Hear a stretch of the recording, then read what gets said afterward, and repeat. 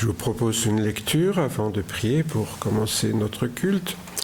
Que votre bonté soit évidente aux yeux de tous. Le Seigneur viendra bientôt. Ne vous inquiétez de rien, mais en toutes circonstances, demandez à Dieu dans la prière ce dont vous avez besoin. Et faites-le avec un cœur reconnaissant. Et la paix de Dieu, qui dépasse tout ce que l'on peut l'imaginer, gardera vos cœurs et vos pensées en communion avec Jésus-Christ. En effet, Seigneur, ce matin, c'est pour être en communion avec toi que nous sommes venus. Et nous te demandons, Seigneur, ta grâce sur chacun d'entre nous, afin, Seigneur, que nos cœurs soient en paix avec toi, en paix les uns avec les autres. Oui, Seigneur, en effet, que nous soyons des hommes reconnus pour notre douceur, des hommes et des femmes, Seigneur, qui ont un cœur plein d'amour pour leur prochain. Et ce matin, Seigneur, nous te demanderons de mieux comprendre et de mieux avancer, Seigneur, dans ta pensée. Merci aussi, Seigneur, de bénir tous nos frères et sœurs qui sont souffrants, qui sont malades. Seigneur, nous te les présentons, particulièrement les personnes âgées. Et ce matin, Seigneur, nous avons une pensée toute particulière pour notre frère Rudy qui a perdu son épouse, Seigneur. Nous te demandons ta grâce sur lui. Nous te demandons, Seigneur, qu'il soit réconforté par ta présence, mais aussi par nos témoignages d'affection fraternelle. Merci, Seigneur, d'être aussi avec ses enfants, que ce soit pour eux l'occasion peut-être de songer à leur éternité et de se rapprocher de toi. Oui, Seigneur, nous te demandons vraiment ta bénédiction sur cette famille en deuil ce matin, et cela dans le nom précieux de Jésus, notre Sauveur et Seigneur bien-aimé. Amen. Voilà, je continue donc sur cette réflexion sur la lettre true, mais l'esprit fait vivre. Pourquoi ? Bien parce que l'attachement à l'ancienne alliance, avons-nous vu, est quelque chose qui conduit à la mort, et tandis que l'attachement à la nouvelle alliance en Jésus conduit à la vie. Et je reviens à ce texte de Jésus qui disait « Ne pensez pas que je sois venu pour abolir la loi ou les prophètes. Je ne suis pas venu pour abolir, mais pour accomplir. » Amen, je vous le dis. En effet, jusqu'à ce que le ciel et la terre passent, pas un seul iota ou pas un seul trait de lettre de la loi ne passera jusqu'à ce que tout soit arrivé. Celui donc qui violera l'un de ces plus petits commandements et qui enseignera aux gens à faire de même, sera appelé le plus petit dans le royaume des cieux. Mais celui qui mettra en pratique et les enseignera, celui-là sera appelé grand dans le royaume des cieux.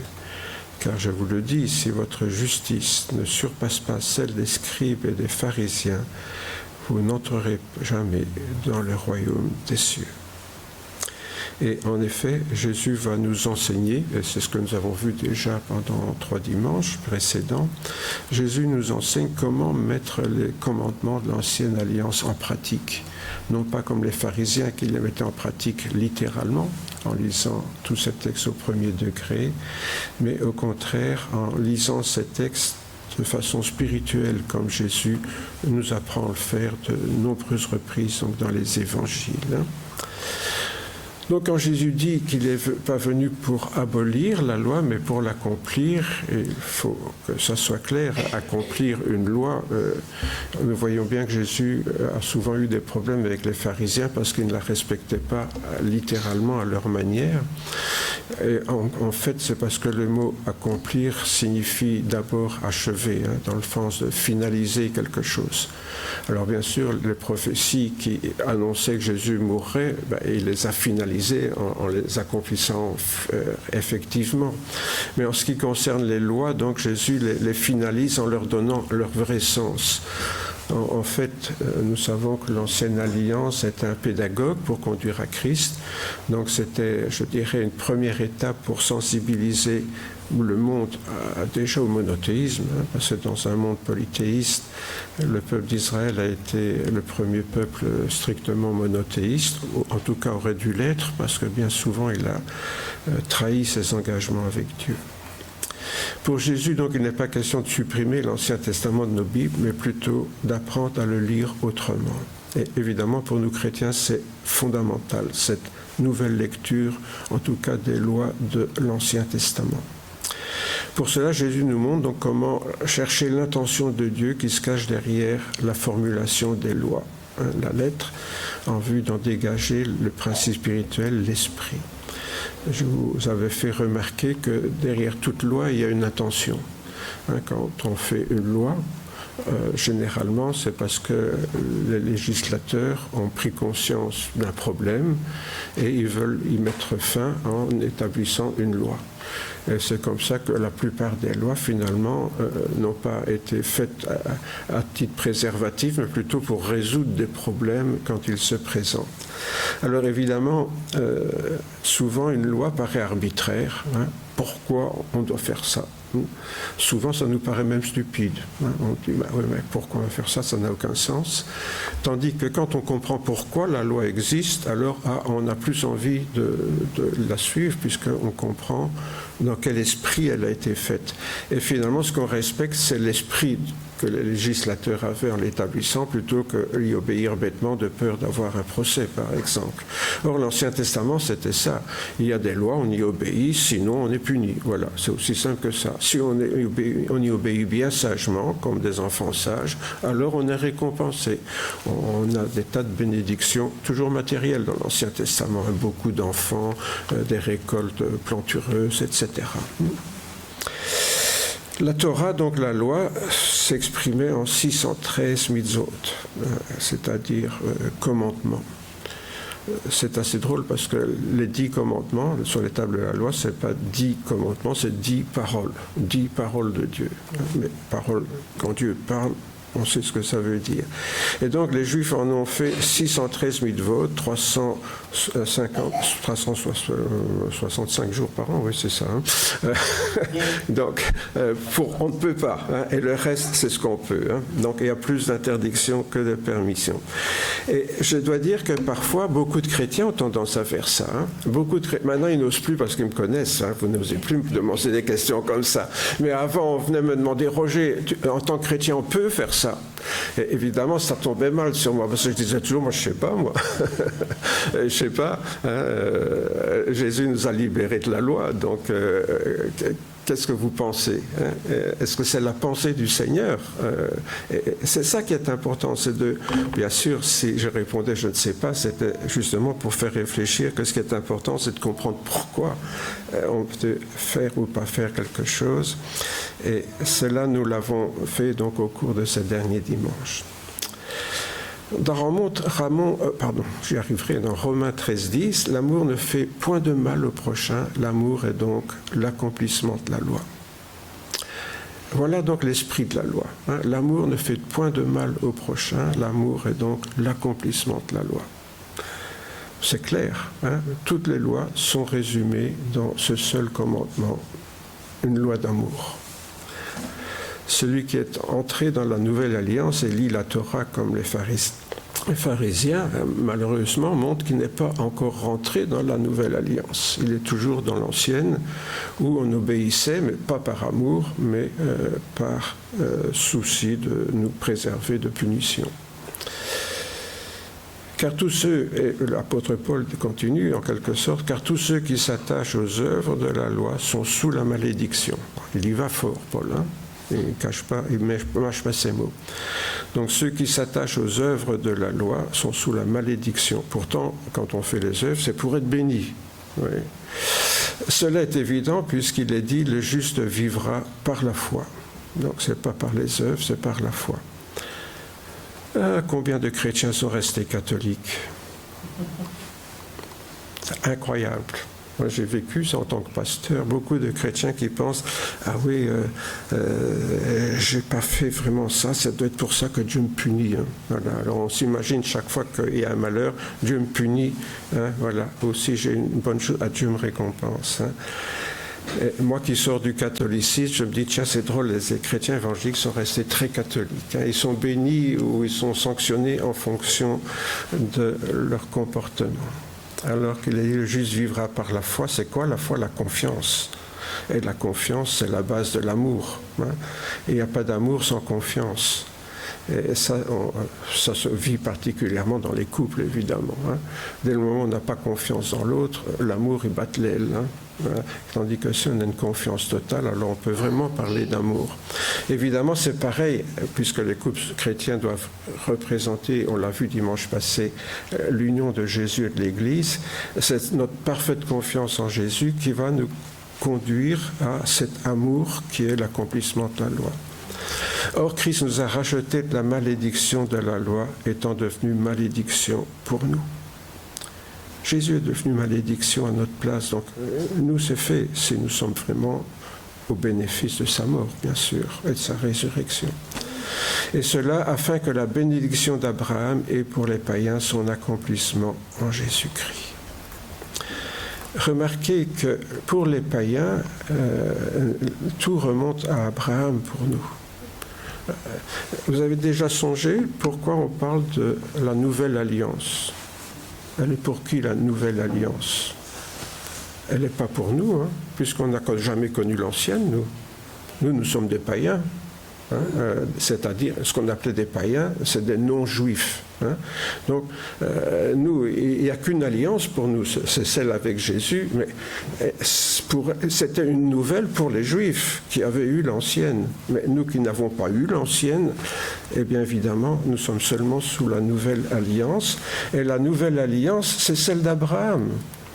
En toi, tous les peuples, je bénirai tous les peuples de la terre. Hein, c'est la bénédiction que Dieu avait donnée à Abraham. Tandis que celle de Moïse, c'est vous autres, les Juifs, et rien d'autre. Hein, c'est vous, le peuple de Dieu.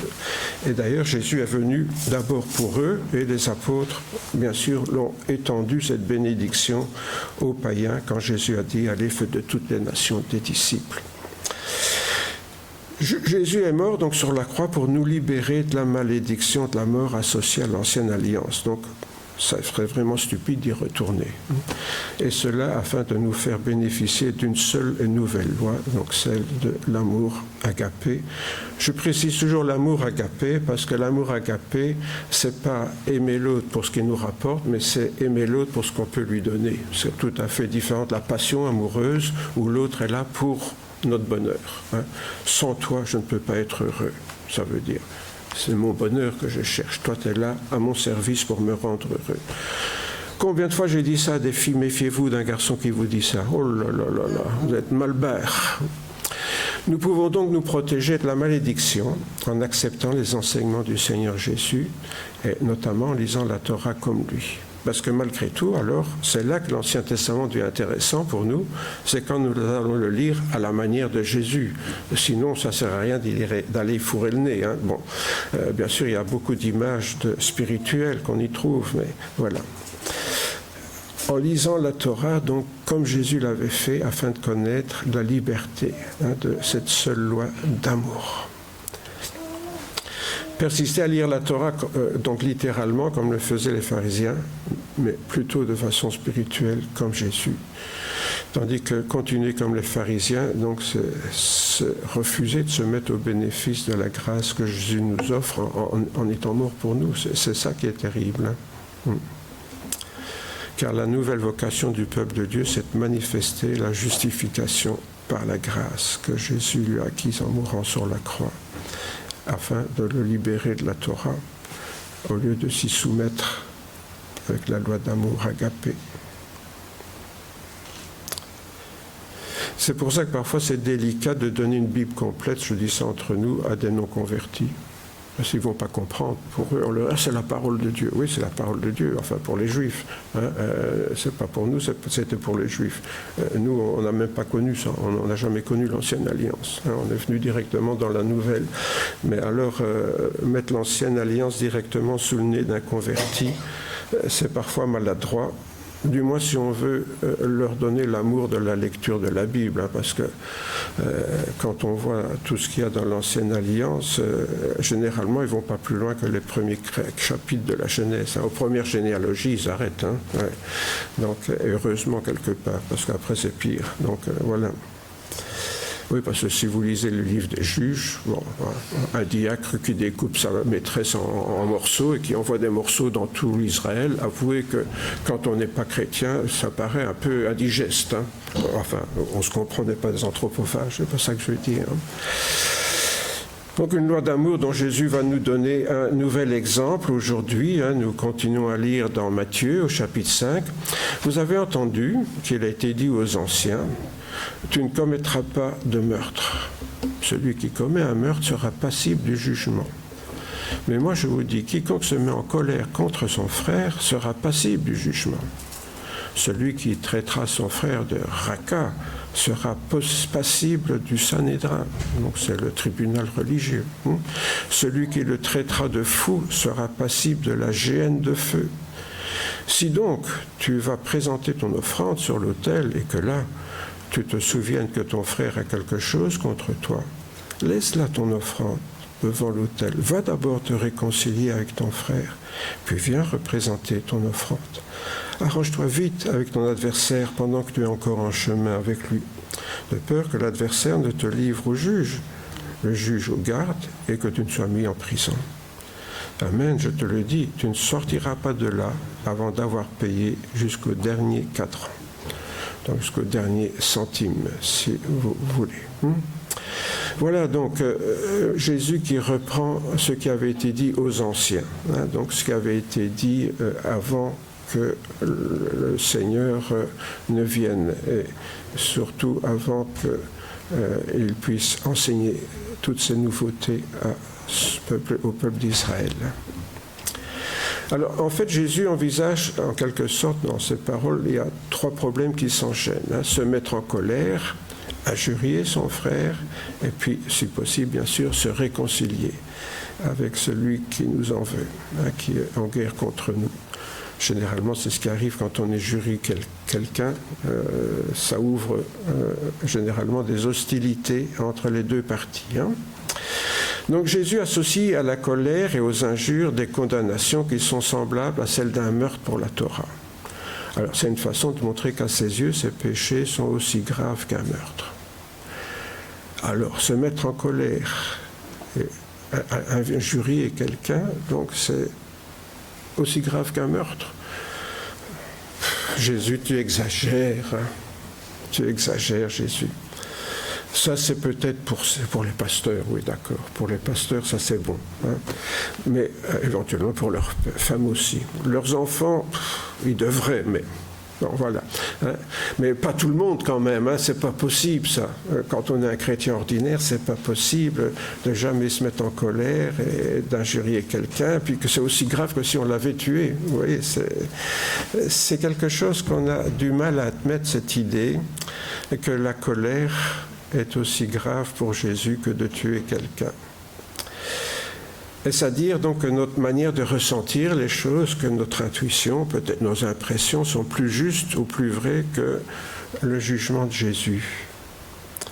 Vous voyez, on lit ces choses souvent en disant « oui, mais bon, on passe, c'est pas pour moi ça ». Surtout si on est colérique. Rappelons-nous donc, pour Jésus, on avait dit que convoiter une femme mariée, c'était aussi grave que de commettre un adultère avec elle. Pourquoi? Parce que dans l'esprit, l'adultère était déjà là. Donc pour Jésus, tout ce qui est caché dans le cœur, comme la convoitise, c'est déjà d'adultère puisque ça prépare le passage à l'acte.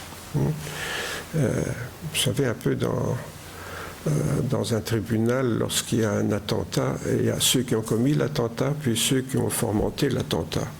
Ceux qui ont fomenté l'attentat vont aussi au tribunal. Hein. Et pourtant, eux, ils n'ont rien fait de mal. Hein. Et ils sont contentés de tout préparer, hein.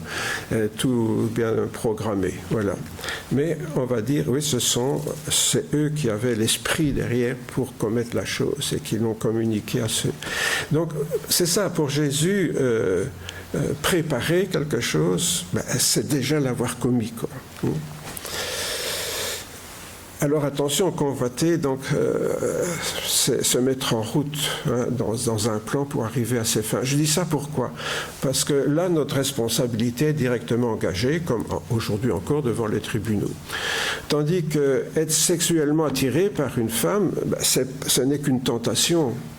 Ce n'est pas une convoitise. Je dis ça pourquoi?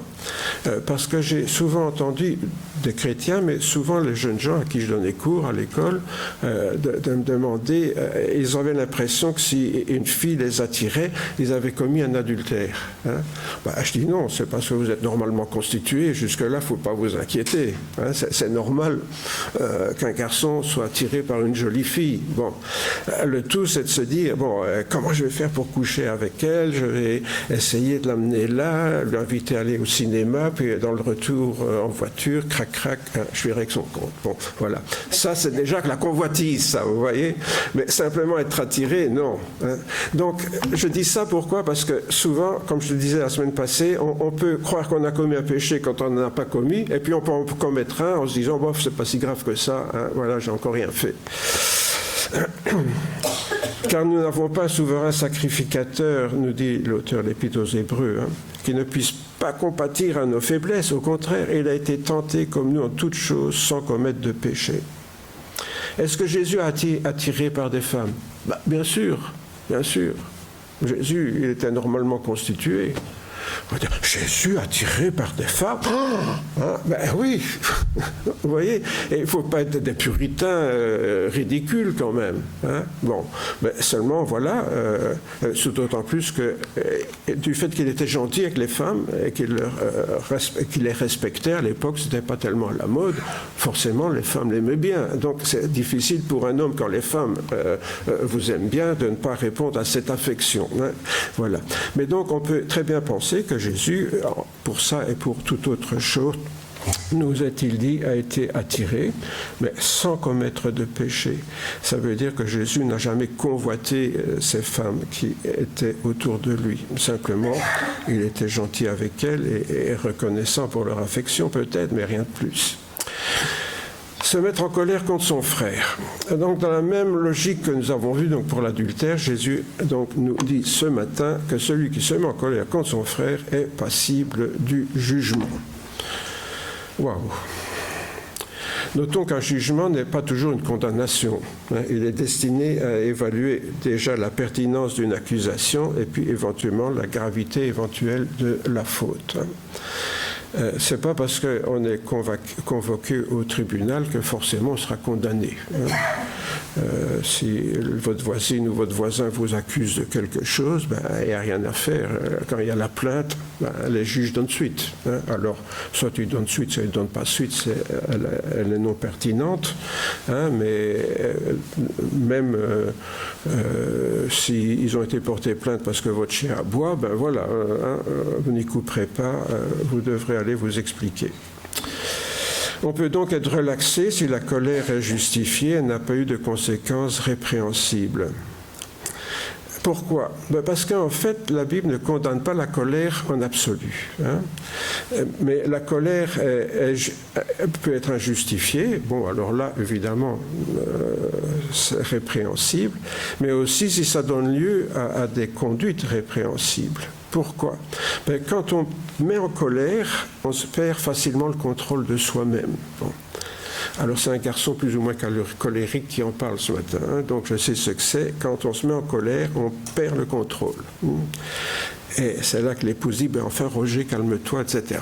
Bon, oui. Pourquoi? Surtout, c'est un peu propre aux hommes, ça je crois. Enfin, les femmes aussi, pareil, quand elles cassent toutes les assiettes, mais enfin, bon, voilà. Qu'est-ce qu'on fait? On dit des paroles et on fait des choses que l'on regrette après, mais souvent trop tard pour être réparé. Et ça, c'est le problème de la colère. C'est ça le problème de la colère. C'est qu'en fait, à un moment donné, on perd le contrôle. Pourquoi? Parce que c'est quelque chose qui nous... comme une vague qui vous submerge là. Alors, quand la vague se retire, on se dit, qu'est-ce que j'ai encore fait comme connerie? Voilà, c'est trop tard. C'est le problème de la colère, et c'est pour ça que la colère est quelque chose aux yeux de Jésus qui est condamnable, parce que si on ne la contrôle pas, alors ça va mal. C'est comme ça que Éphésiens disait, enfin l'apôtre Paul disait aux chrétiens d'Éphèse, si vous vous mettez en colère, ne péchez point. Donc ça veut dire se mettre en colère, c'est pas encore péché. Que le soleil ne se couche pas sur votre colère et ne donnez pas accès au diable. Donc si vous vous mettez en colère, ne péchez point. Ça veut dire que là c'est tout près le péché. Ça nous pend au nez, je dirais, au nez des autres aussi, malheureusement. Donc c'est ça le problème. Pour une juste cause, donc se mettre en colère peut justifier. Devant des injustices, par exemple, c'est difficile de rester indifférent. Quand on voit une grosse injustice, c'est normal qu'on se mette en colère. Parce que sinon, alors ça veut dire qu'on se fout complètement de la justice ou de l'injustice, c'est qu'on n'a plus aucun sens de la justice. Vous voyez, donc, je dirais un sentiment de colère qui vous montre quand vous voyez quelque chose d'injuste, oui, ça c'est justifié. Mais comment je vais réagir avec cette colère? Qu'est-ce que j'en fais? C'est ça la question. La colère dans la Bible, quand on en parle, bien sûr, c'est le plus souvent la colère de Dieu. Alors là, si vous lisez l'Ancien Testament, je n'ai pas compté, mais il y a une infinité de passages où Dieu se met en colère contre son peuple. Pourquoi? Toujours la même chose, parce que le peuple d'Israël abandonne le culte de Dieu pour se tourner vers les idoles des païens. Alors évidemment, c'est surtout le culte de Baal et d'Astarté. Ça plaisait assez bien aux hommes, ça. Pour être en communion avec le Dieu, on couchait avec les prêtresses. Oui, chouette comme culte. Donc, on peut comprendre que là, ils étaient vraiment en communion, vous voyez, avec le Dieu. Bon. Donc, on peut imaginer que cette idée de communion entre l'homme et Dieu a un parallèle avec la sexualité, en ce sens que c'est le don de soi à l'autre. Bien sûr, pour un chrétien, faire le don de soi à Jésus, ça ne veut pas dire que on devient attiré par Jésus sexuellement. Ça veut dire qu'on lui donne notre vie, notre amour. Mais bien sûr, la colère de Dieu était justifiée, on pourrait dire. Et si bien que très souvent, le peuple d'Israël est appelé les enfants de colère. Donc les fils de la colère, c'est-à-dire ceux qui étaient l'objet de la colère de Dieu. Avec ce mot enfant revient souvent, c'est l'expression, ça veut dire enfant de colère, l'expression. Les fils de justice, c'est quand ils expriment la justice de Dieu, etc. Et pareil pour Jésus, le Fils de Dieu, c'est celui qui exprime Dieu, qui manifeste Dieu auprès de l'humanité. Parce que je dis ça parce qu'on veut toujours s'imaginer que si Jésus c'est le Fils de Dieu, où est la maman, quoi. Bon, non, il n'est pas le Fils de Dieu dans ce sens-là. Pour les chrétiens, le premier exemple qui vient à l'esprit, c'est Jésus, bien sûr, qui chasse les marchands du temple, pour les mêmes raisons que son Père. Alors, il va dire, si tu te mets en colère, ne pêche pas, et Jésus, alors, il prend des cordes, il commence à chasser les animaux, il renverse les tables de ceux qui changeaient l'argent. Oui, vous savez, il y avait plein de juifs qui venaient d'autres pays avec d'autres monnaies, mais pour payer les offrandes au temple, il fallait le faire avec l'argent du temple, la monnaie du temple, donc de Jérusalem. Et donc les changeurs devaient peser, puisque c'était en or et en argent, il fallait peser pour avoir l'équivalent, etc. Bon. Donc il y avait plein de changeurs là, et les animaux qu'on offrait en sacrifice. En fait, ces gens-là n'étaient pas dans le temple, parce que parfois on représente des images avec tout ça dans le temple. Non, le bâtiment du temple, il y avait un parvis autour, un petit mur, une cour qui n'était réservée qu'aux prêtres. Il y avait un parvis un peu plus grand qui était réservé aux hommes, excusez-moi mesdames, et puis il y avait le parvis des femmes, et alors dehors encore il y avait le parvis des gentils, c'est-à-dire où tout le monde pouvait passer, quoi. Et c'est là bien sûr que les marchands étaient installés, là où on pouvait mettre les animaux pour les sacrifices, etc. Alors on peut se demander pourquoi Jésus les chasse, parce qu'ils sont là. C'est pour fournir aux gens qui viennent rendre un culte à Dieu. N'oubliez pas qu'à l'époque, on offrait des animaux en sacrifice dans le temple. Donc, ils étaient là pour le temple.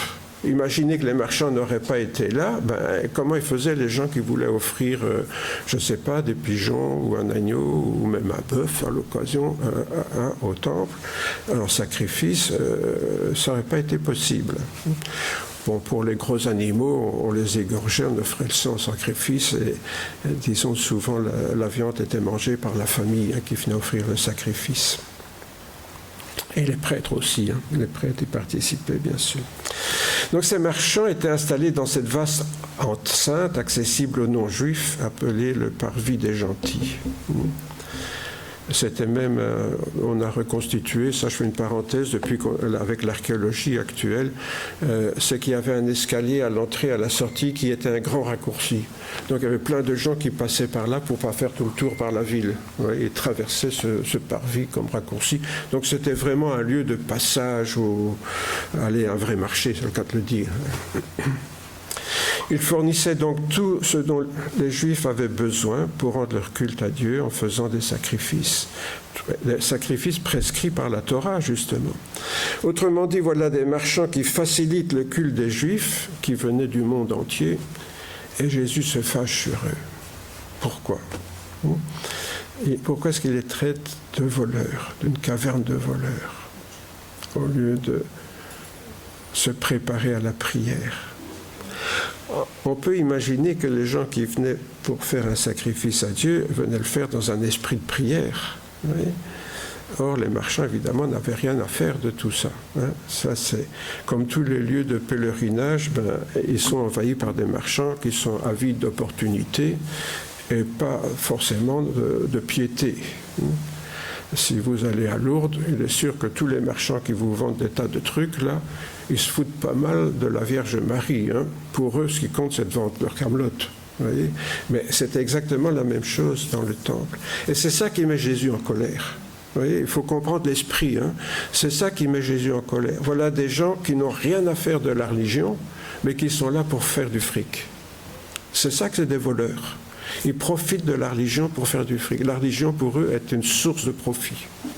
Vous voyez où est le péché qui énerve Jésus? Donc une idolâtrie, puisqu'il faut choisir entre Dieu et Mammon qui est le Dieu de l'argent. Et donc, il faut bien comprendre ce qui met Jésus en colère. À la limite, qui est là des gens qui songent à faciliter la piété des gens, ma foi, c'est pas trop grave, mais ceux qui viennent là acheter leurs offrandes et pensent avoir besoin d'acheter la bénédiction de Dieu, il y a ça aussi. Donc, il y a des gens qui cherchent à faire du fric avec la religion, et il y a des gens qui, avec le fric, pensent pouvoir acheter les bénédictions de Dieu. Vous voyez où il y a de quoi mettre Jésus en colère. Les marchands, quelque part, sont fautifs parce qu'ils se fichent de la religion, et les gens qui sont religieux d'une mauvaise façon, ils pensent pouvoir acheter Dieu. Voilà, Seigneur, j'ai besoin que tu bénisses mes champs, alors voilà, je viens faire une offrande pour avoir ta bénédiction, que la pluie tombe sur mon champ. Le voisin, on s'en fout, mais si la pluie peut tomber sur mon champ, ça serait bien, quoi, voilà. Donc, oui, vous voyez, qu'est-ce que c'est cette sorte de religion-là? Jésus, il n'a rien à faire avec ça. On n'aime pas Dieu, il faut simplement avoir des bénédictions matérielles. Et donc, c'est ce double péché des marchands qui font du business et des croyants qui croient pouvoir acheter Dieu, qui met Jésus en colère, évidemment.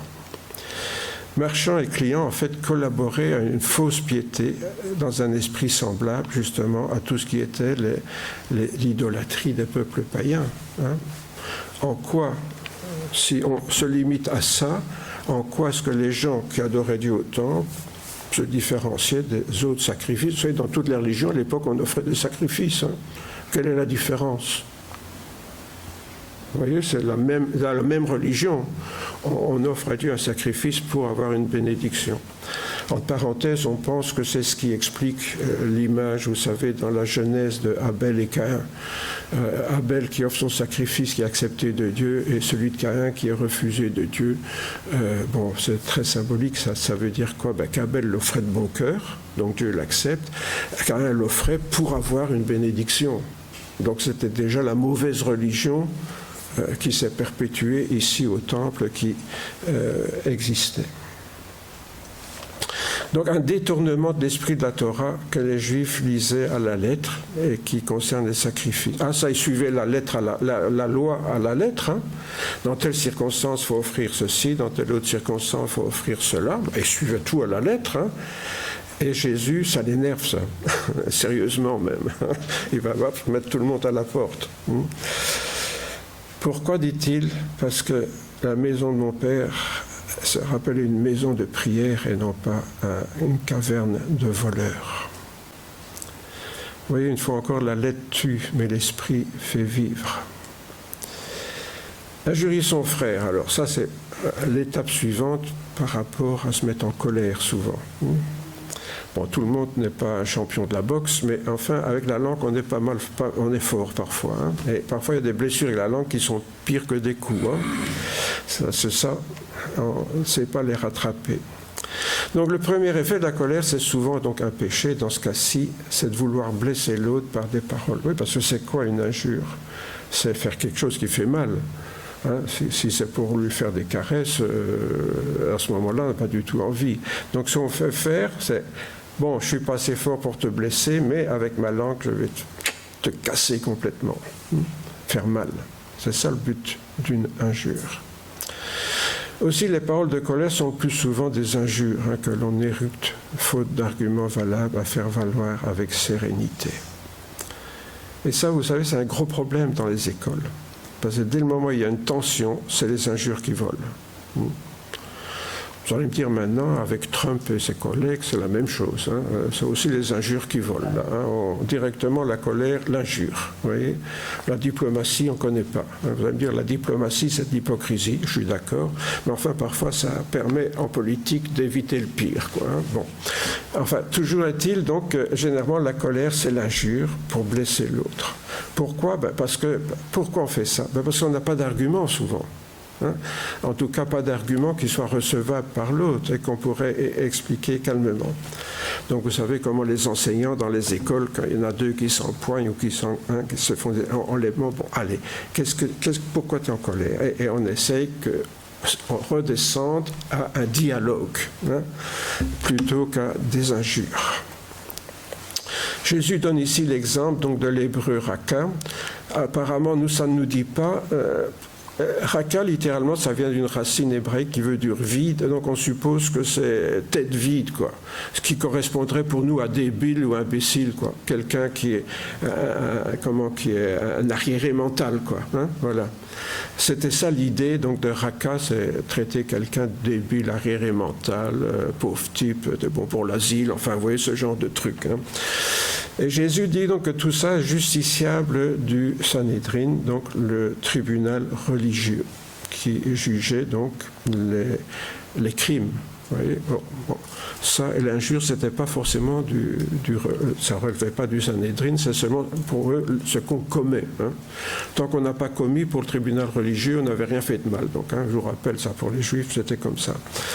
Donc, malheureusement, c'est souvent comme ça aussi pour nous aujourd'hui. Hein.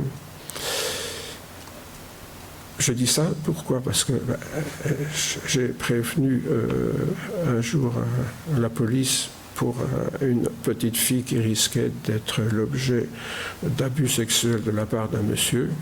Et on m'a dit, on ne peut rien faire tant qu'il n'a rien fait. Ouais. Voilà. Et ça n'a pas raté, malheureusement. Hein, un peu plus tard. Bon.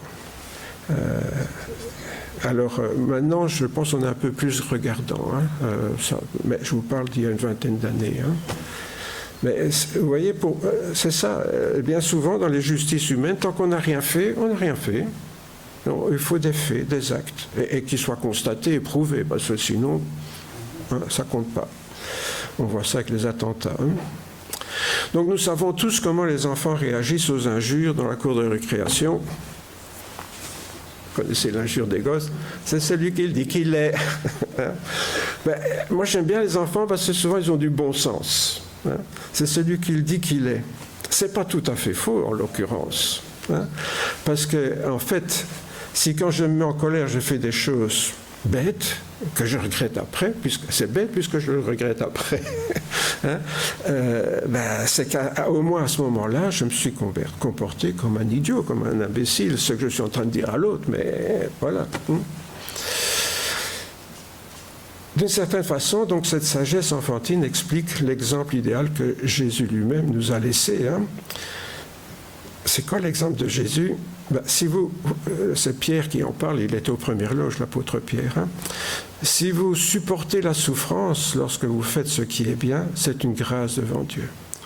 C'est à cela que vous avez été appelés par le Christ, qui a aussi souffert pour vous, vous laissant un exemple afin que vous suiviez ses traces. Aïe, aïe, aïe. Donc, voilà en quoi Jésus est un exemple. Il n'a pas réagi violemment quand on l'a injurié et même quand on l'a cloué sur la croix. C'est au contraire, nous dit Pierre, lui qui injuriait ne rendait point l'injure, maltraitait, ne faisait point de menaces, mais s'en remettait à celui qui est juste, qui juge justement.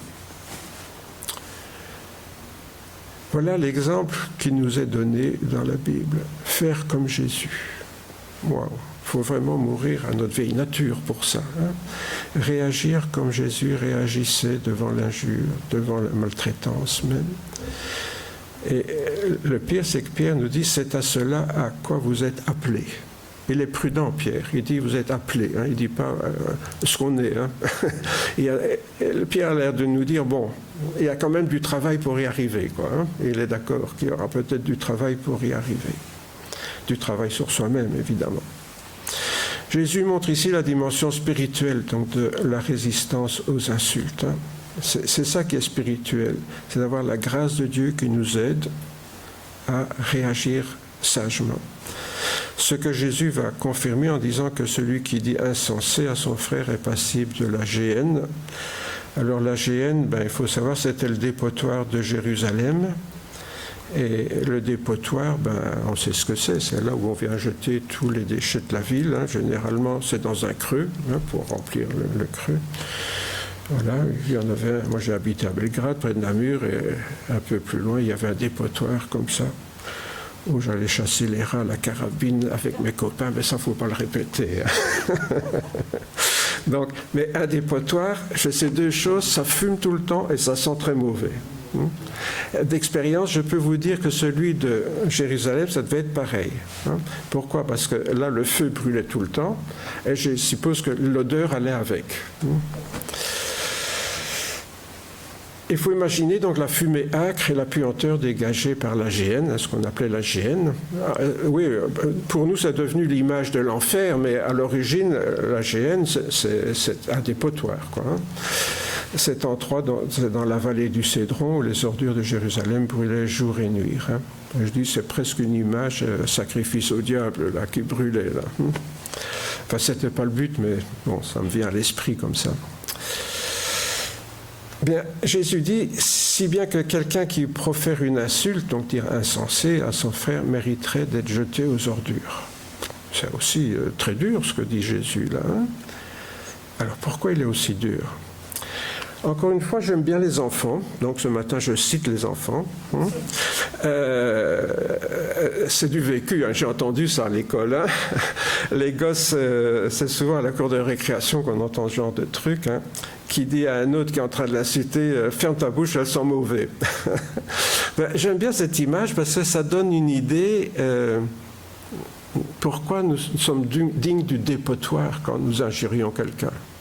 Parce que notre bouche sent très mauvais quand nous nous laissons aller à des injures. Et nous sommes un peu comme ces enfants-là qui constatent qu'elles sont mauvais, pas parce qu'on a mauvaise haleine, mais parce que ce qui en sort est mauvais. D'ailleurs, Jésus dit, c'est parce qu'il rentre dans l'homme qui le souille, c'est ce qui en sort. Et quant à faire, tiens, je vous cite aussi une parole de Bouddha, pourquoi pas, qui disait que pour lui montrer qu'on est capable de se taire devant l'injure, c'est pas un signe de faiblesse, mais c'est plutôt un signe de force. Parce que parfois, quand on a l'impression, mais je vais passer pour quoi si je réagis pas? Parce que ça aussi, beaucoup de jeunes me l'ont dit. Oui, mais si je ne réagis pas, je vais passer pour un minable. Ça, c'est l'impression que ça donne. Et donc Bouddha disait, le sage est celui qui, bien qu'innocent, supporte les injures et les coups avec une patience égale à sa force. Voilà. Je cite ça parce que ça rejoint tout à fait ce que disait l'apôtre Pierre, ce que Jésus a fait, être assez fort pour supporter les injures et les coups.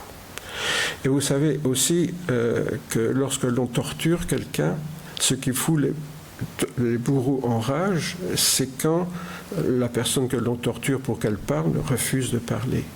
Donc, en refusant de parler, cette personne est plus forte que ses bourreaux. Et c'est ça, bien sûr, qui les met en rage.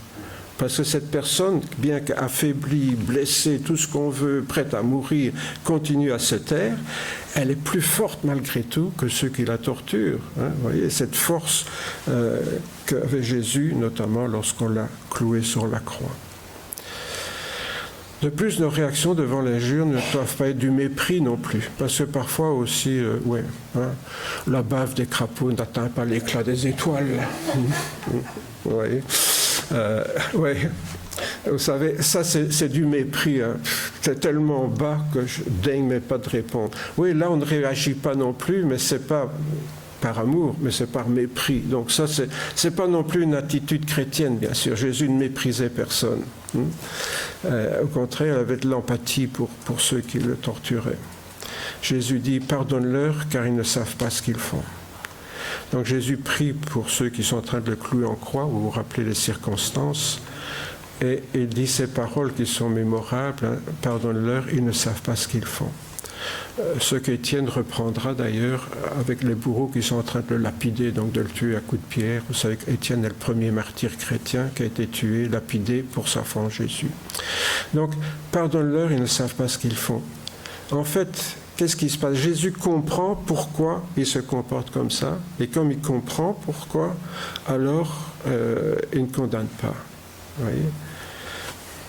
C'est pour ça que certaines personnes, je fais encore un parallèle avec les tribunaux humains, souvent les pasteurs, les prêtres et les psychiatres ne sont pas tellement admis comme témoins. Sauf s'il faut un rapport médical pour les témoins, pour la psychiatrie. Mais sinon, comme témoin, généralement, on est considéré comme des gens qui pardonnent tout, qui trouvent des explications au tout, et qui trouvent en des explications excusent tout. Vous voyez, je ne promets pas qu'en tant que pasteur, je suis toujours comme ça. Mais bon, voilà. En principe, c'est comme ça. Les tribunaux, même humains, refusent certaines personnes qui pardonneraient trop vite et trouveraient des excuses plutôt que de dire les choses comme elles sont. Ils raconteraient les choses un peu en atténuant la responsabilité du coupable. Selon les lois humaines, donc Jésus nous a dit qu'il mériterait ceux qui lancent des injures, ceux qu'il mériterait, le Sanhédrin, la géhenne. Mais son exemple nous ramène chaque fois à la seule loi d'amour divine, c'est l'amour. Oui, toujours. C'est là qu'on voit comment Jésus accomplit la loi. Toujours avec l'amour agapé, l'amour qui se donne. Les insultes expriment un mépris de l'autre qui implique une rupture de la relation entre l'insulteur et l'insulté. C'est souvent ça qui fait qu'après ça, c'est la guerre. Pourquoi? Parce que si j'insulte quelqu'un, c'est toujours des choses pour le rabaisser, pour le casser, pour l'humilier. C'est quelque chose qui blesse souvent plus profondément qu'une gifle ou un coup de poing, par exemple. C'est quelque chose de durable et ça coupe souvent la relation. Voilà. Après ce qu'il m'a fait, je ne lui ferai pas de mal, mais je ne veux plus le voir. Voilà. Donc ça veut dire bien la relation est coupée. Vous voyez? Et c'est ça aussi qu'on oublie parfois. Le problème de l'injure, c'est cette conséquence-là. Bon, il y a le fait que j'ai commis un péché qui est grave, mais en même temps, c'est que le résultat est grave. Notez que ça peut être parfois, avec nos propres enfants. Je vous ai dit que j'étais colérique quand j'étais plus jeune. Maintenant, ça va un peu mieux, Françoise? Elle répond pas, c'est louche. Donc, mais c'est vrai que par moments, j'ai eu un comportement que j'aurais pas dû avoir avec mes propres enfants, et je sais que jusqu'à aujourd'hui, ça les suit, quoi. Bon, je leur ai demandé pardon, j'ai essayé de réparer le mal que j'ai fait en tant que père, mais vous savez, moi j'ai été éduqué par un père militaire, et c'était action-réaction, quoi, hein. Bon, voilà, c'était comme ça, c'était l'éducation avant, vous le savez, voilà, un enfant fait quelque chose de mal, on le corrige physiquement, hein. Et bien sûr, ça laisse des traces, ces ruptures de relation là. Même si la relation est rétablie, il reste toujours une réserve, vous voyez. Et c'est quelque chose qui rompt les relations à long terme, les injures. Cette rupture, donc, seul l'agapé peut la réparer parce que cet amour se soucie de l'autre plus que de soi-même. Vous savez, quand on demande pardon, il y a deux possibilités. Je demande pardon, comme ça après j'ai bonne conscience, ça va. Voilà, le mal est réparé, j'ai demandé pardon. Le mal est réparé pour moi, mais pas pour l'autre. L'autre, pour qu'il pardonne aussi, il faut qu'il soit convaincu que je ne l'ai pas fait pour me donner bonne conscience, mais que je l'ai fait par amour pour lui. Parce que je regrette réellement ce que j'ai fait. Oui.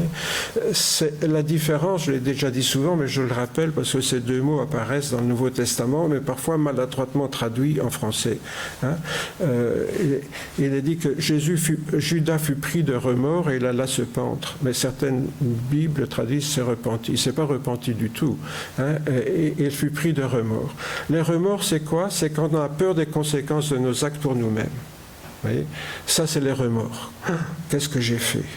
Pourquoi je vais passer? Je vais passer pour un nul. Ou bien je vais avoir telle conséquence, je vais perdre ma place, je ne sais pas. Enfin, on a des remords parce qu'on a peur des conséquences pour soi-même. Tandis que la repentance, c'est quand on a mal pour l'autre. Vous voyez, c'est quand on éprouve de l'amour agapé. Ça nous fait mal pour l'autre parce qu'on se dit mais qu'est-ce que j'ai fait là maintenant, je l'ai blessé, il a du mal, etc. Et c'est parce qu'on pense à l'autre qu'on demande pardon. Vous voyez, c'est tout à fait différent de simplement les remords. La repentance, c'est on songe à l'autre. C'est pour ça que dans la Bible il est question de repentance toujours, parce que c'est dans le Nouveau Testament en tout cas, par rapport à l'autre. Hein. Mais ça peut être Dieu aussi. Hein. On peut avoir offensé Dieu, mais notre prochain, ça commence dans notre famille. Ce qui complique donc, c'est que l'insulté, donc celui qui a l'amour agapé, doit faire le premier pas et non l'insulteur.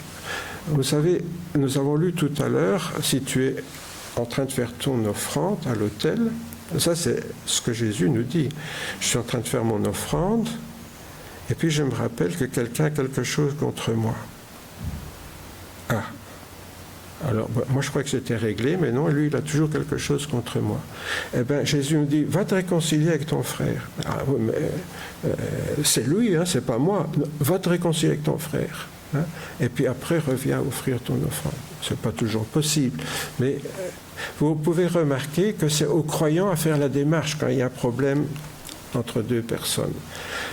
Parce que je connais aussi des chrétiens qui me disent « Oui, moi je lui ai pardonné dans mon cœur, mais je voudrais bien qu'il vienne quand même me demander pardon. Après tout, c'est moi le blessé. Hein. C'est moi qui l'ai injurié. Hein. Moi, j'ai rien dit, c'est lui qui m'a injurié. Hein. Donc voilà, moi je suis chrétien, je lui pardonne, mais c'est tout. Non. Oui, c'est moi l'injurié, mais c'est moi qui dois aller me réconcilier. Vous voyez ? Pas facile d'être chrétien.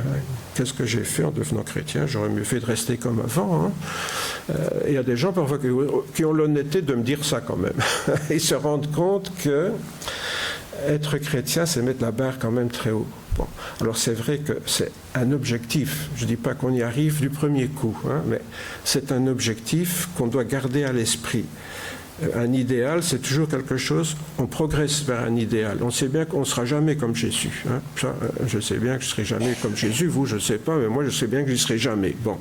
Mais j'essaye de faire un pas à la fois avec son aide chaque fois que je mets quelque chose de travers dans ma vie. Quand il s'agit donc d'un frère dans la foi, comment puis-je revendiquer une communion avec Dieu que je ne vois pas si je suis incapable de vivre en communion d'esprit avec mon frère que je vois ? C'est ça le problème. surtout entre chrétiens ici. Jésus se place dans la situation surtout entre chrétiens. Si ce frère a rompu la relation avec moi, et je participe à la scène, alors la scène, on l'appelle aussi la communion. Communion avec qui? Avec Dieu, mais communion aussi ensemble. Donc je participe à la scène et je sais bien qu'il m'en veut à mort. Ça ressemble à quoi ma communion? Vous voyez, c'est une sorte de faux témoignage que je rends là. Si bien que Jésus conclut par une recommandation qui est logique, même si elle est peu conforme à une démarche naturelle, hein, dit, si donc tu vas présenter ton offrande sur l'autel et que là tu te souviennes que ton frère a quelque chose contre toi, laisse là ton offrande devant l'autel, va d'abord te réconcilier avec ton frère, puis reviens présenter ton offrande. C'est quelque chose qui n'est pas facile, ça, parce que c'est contre nature, ça. C'est vraiment pas naturel de faire ça. Pour nous, s'il a quelque chose contre moi, c'est lui qui doit venir. Et ça, c'est notre logique naturelle. Et ici, Jésus, il va toujours à contre-courant, souvent. Hein. Oui, on le remarque, ça, hein, il va souvent à contre-courant. Dans ce cas précis, donc, nous pourrions croire que seuls les Juifs étaient concernés par cet enterrement de Jésus, car pour notre part, on ne brûle pas d'offrande sur les autels. Donc, il y a toujours une bonne excuse. Ah oui, mais ça, c'était pour les Juifs. Hein. Moi, je ne fais pas d'offrande, hein. Je ne brûle pas d'animaux pour... non, voilà. Oui, mais Jésus dit, je vous exhorte donc, frères, hein, mes sœurs, bien sûr, par les compassions de Dieu, à offrir vos corps comme un sacrifice vivant, saint, agréable à Dieu, ce qui sera de votre part un culte raisonnable. Bon, il ne s'agit pas de vous mettre un bidon d'essence sur la tête et de vous faire brûler, hein, ce n'est pas de ça qu'il s'agit ici, mais c'est spirituel encore. Nous offrir, ça veut dire comme notre corps est devenu le temple du Saint-Esprit, on consacre ce temple à Dieu, mais on consacre ce temple tout, quoi, hein, ce qu'on regarde, ce qu'on entend, ce qu'on voit, hein, c'est comme les 3 petits singes là, hein, donc, et pas seulement le corps physique, mais ce qui sort de nous. Donc tout ça doit être saint parce que nous voulons offrir notre corps pour le service de Dieu. Ce sacrifice, nous l'avons fait une première fois le jour de notre baptême, hein, puisque c'est quoi mon baptême? Quand on me plonge dans l'eau, je meurs à une vie sans Jésus, je ressors de l'eau, je ressuscite avec Jésus pour une nouvelle vie avec lui. Hein. C'est pour ça qu'on baptise toujours par immersion, pour garder l'image de l'enterrement symbolique et de la résurrection symbolique. Ça, on l'a fait une première fois le jour de notre baptême, donc donner notre vie au Seigneur. Et puis, maintenant que l'on vit pour le Seigneur, on le réitère, je dirais, à chaque Sainte Seine en renouvelant le don de notre vie à Jésus. Hein, quand nous communions, Jésus t'a donné ta vie pour moi et moi je me souviens que je t'ai donné ma vie. Hein, donc c'est un renouvellement de cet engagement puisque l'apôtre Pierre dit que c'est l'engagement d'une bonne conscience, le baptême. Donc on s'engage envers Dieu. Et ici, ce moment de communion, les uns avec les autres, est aussi un moment où nous réalisons que nous ne nous appartenons plus à nous-mêmes, mais que nous appartenons au Seigneur Jésus qui a donné sa vie pour nous. Voilà ce que nous ferons tout à l'heure avec notre frère Jean-Marc. En participant à la scène, donc, je témoigne donc de ma communion au sang de Christ, c'est-à-dire à sa vie, et ma communion au corps de Christ, c'est-à-dire à l'Église dont il est la tête, et formé de tous ceux qui communient avec moi. C'est ça la Sainte Seine. Hein. Je suis en communion avec le corps de Christ, mais c'est quoi le corps de Christ? C'est nous, hein. Le corps de Christ, c'est l'Église du Seigneur, en tout cas sa représentation locale lorsque nous célébrons la scène. Et donc, c'est ça que je dis, c'est un double témoignage. Je témoigne avec la coupe que je suis en communion avec Jésus, qui a versé son sang pour moi, et que maintenant, je suis en communion avec son corps, celui dont il est la tête, qui est son Église. C'est pour ça que c'est là qu'intervient la notion d'injure entre frères et sœurs, qui est quelque chose d'intolérable quelque part, en tout cas pour Dieu. Hein. Car celui qui mange et boit sans discerner le corps du Seigneur mange et boit un jugement contre lui-même. Est-ce que nous discernons le corps du Seigneur quand nous prenons la scène? Parce que c'est sévère cette parole-là. Celui qui mange et boit sans discerner le corps du Seigneur mange et boit un jugement contre lui-même. C'est pour cela qu'il y a parmi vous beaucoup d'infirmes, de malades, et qu'un grand nombre sont morts. Waouh! On ne se rend pas toujours compte que la scène ne se prend pas à la légère, mais en étant en communion avec Jésus, mais aussi en communion avec tous ceux qui sont avec moi là autour de la table. Or, nous venons de voir que c'est justement cette communion qui est rompue par les insultes et devant déjà aussi avec le mépris qui engendre l'insulte et l'insulte qui engendre bien sûr la rupture de communion. Faire partie de l'Église du Christ est donc un engagement sérieux qui implique des relations sérieuses. La moindre division, l'apôtre Paul parle aux Galates au niveau des divisions qu'il y avait dans leur Église, inimitié, querelle, jalousie, animosité, dispute, envie, division, secte. Vous voyez tous les noms que peuvent porter la division, la rupture de relation. Donc la moindre division porte atteinte au corps de Jésus lui-même. Si quelqu'un est en Christ, il est une nouvelle créature. Les choses anciennes sont passées. Voici, toutes choses sont devenues nouvelles.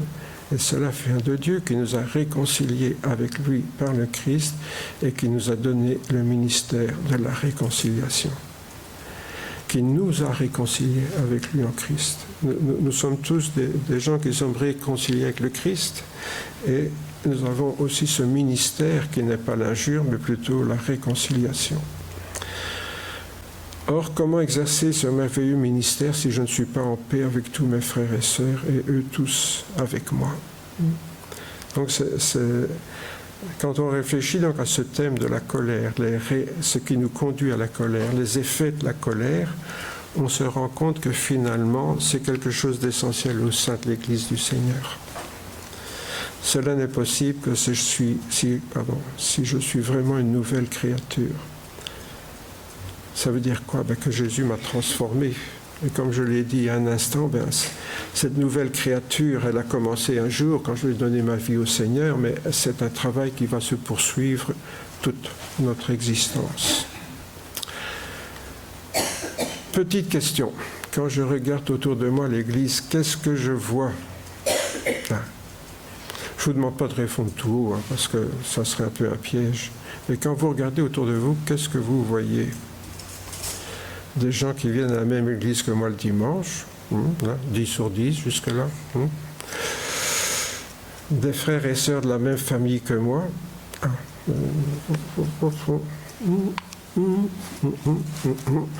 Bon, on se pose parfois des questions à propos de certains. Est-ce que vraiment je le considère comme faisant de la même famille que moi?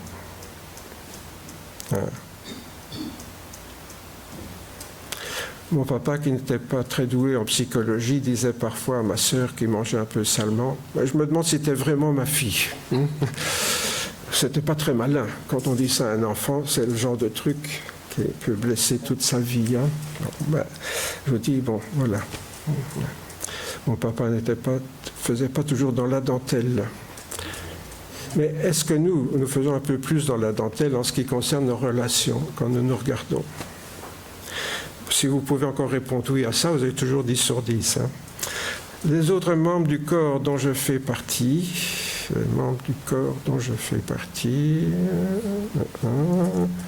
est-ce qu'ils font partie du même corps que moi? Parce que la famille, c'est une chose. Mais le même corps que moi. Est-ce qu'ils font tous faire partie de la même corps que moi et dont j'ai besoin et qui ont besoin de moi? Alors, qui ont besoin de moi, ça irait encore.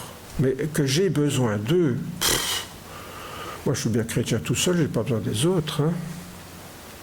Parce que comme me disent certaines personnes, il ne faut pas te tracasser, je lis la Bible et prie chez moi. Oui, pas besoin des autres, moi je peux être chrétien tout seul. Ce que je leur réponds, oui, c'est possible d'être chrétien tout seul. Mais vivre en chrétien tout seul, c'est pas possible. Pour vivre en chrétien, on a besoin des autres, il n'y a rien à faire. Alors, est-ce que nous faisons la différence entre être chrétien, parce qu'un jour j'ai donné ma vie à Jésus, que j'ai été baptisé, que je lis ma Bible et que je prie tous les jours, d'accord? C'est peut-être qu'on est chrétien, mais on ne vit pas en chrétien. Vivre en chrétien, ça veut dire, oui, je suis un membre du corps, là, je coupe ma main, je la mets dans un bocal de fourbol, c'est ma main.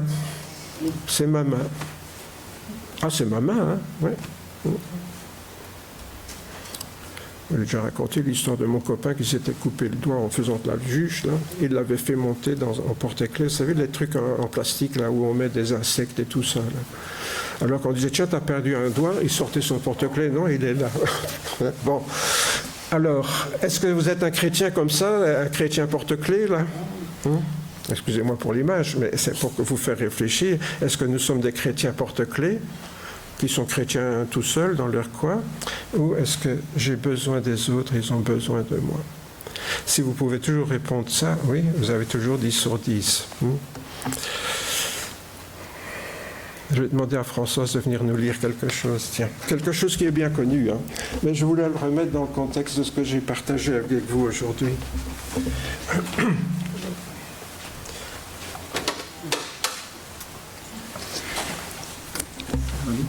Oui. Mon frère, sur un sentier raide et pierreux, j'ai rencontré une petite fille qui portait sur le dos un jeune garçon. « Mon enfant, lui dis-je, tu portes un lourd fardeau. » Elle me regarde et dit « Ce n'est pas un fardeau, monsieur, c'est mon frère. » Je restais interdit. Le mot de cette enfant courageuse s'est gravé dans mon cœur. Et quand la peine des hommes m'accable et que tout courage me quitte, le mot de l'enfant me rappelle « Ce n'est pas un fardeau que tu portes, c'est ton frère. »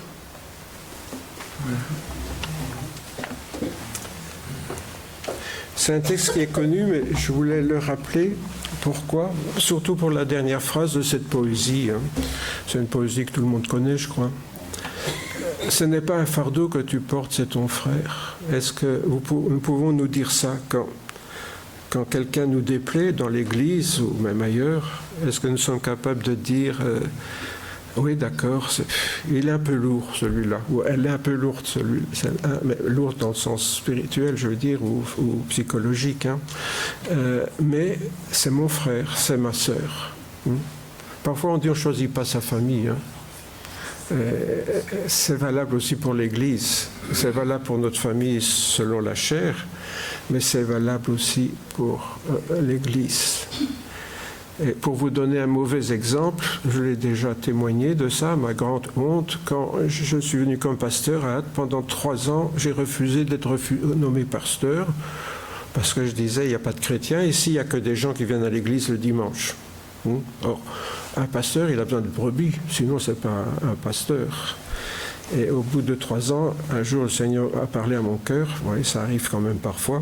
Hein, et j'ai vraiment pleuré devant Dieu et je me suis repenti aussi devant l'Église et j'ai demandé pardon parce que le Seigneur, dans le fond, il m'a dit tu ne les prends pas comme tu voudrais qu'ils soient, tu les prends comme ils sont. Il faut dire, quand nous sommes arrivés à Ath, les gens s'engueulaient sur le trottoir en sortant. Hein, donc c'était hard à l'époque. Mais disons, je dis ça pourquoi? Parce qu'à un moment donné, il faut réaliser que nous sommes une famille, d'accord, mais dans une famille, il y a toujours des enfants terribles, insupportables, difficiles, d'autres qui disent jamais rien, d'autres qui sont toujours contents, enfin il y a de tout dans une famille. Hein. Mais dans la famille chrétienne, c'est pareil. Hein. Et bien sûr, il y a toujours l'un ou l'autre qui sont un peu difficiles à supporter, il faut bien le dire. Est-ce que nous sommes capables de dire, oui, ce n'est pas un fardeau pour notre Église, c'est notre frère, c'est notre sœur. Si on arrive à ça, à rester serein comme Jésus, qu'on essaye de comprendre l'arrière-plan, alors on comprend que cette personne n'a pas une vie facile et qu'on peut comprendre son caractère difficile parfois. Alors voilà, que le Seigneur nous aide avec cette tentation de la colère. Je vous invite à prier quelques instants. Seigneur, ce matin, nous nous plaçons devant toi. Et c'est vrai, Seigneur, que d'une certaine façon, certains plus, certains moins, mais il arrive que nous nous mettons en colère parce que nous sommes blessés dans notre intérieur, parce que nous nous sentons atteints, parce que notre orgueil est atteint par la résistance, par les paroles de certaines personnes. Et alors, c'est nous qui réagissons mal, Seigneur. Et nous t'en demandons pardon, mais demandons pardon aussi à la personne que nous avons blessée, Seigneur. Et c'est vrai que c'est difficile de réparer. Les conséquences de la colère, Seigneur, elles sont très très difficiles à réparer. Et Seigneur, nous te demandons vraiment ta grâce. Nous avons besoin de toi. Besoin parfois des autres, aussi de leur médiation, mais nous avons besoin de toi, Seigneur, pour être capable de refaire ce que nous avons fait dans un moment de colère. Seigneur, je t'ai souvent demandé pardon personnellement pour toutes les fois où j'ai péché à cause de la colère. Et Seigneur, c'est vraiment une grâce que je te demande, pas seulement pour moi-même, mais pour tous mes frères et sœurs qui sont avec les mêmes problèmes, Seigneur, ce matin. Que nous puissions nous voir tels que nous sommes, Seigneur, et tels que toi tu nous vois. Pas toujours faire belle figure devant tout le monde, alors que dans le fond, Seigneur, il n'y a pas toujours de très bonnes choses. Oui, Seigneur, te demandons cette grâce pour chacun d'entre nous, particulièrement pour ce temps où nous allons partager ensemble la coupe et le pain du Seigneur. Amen.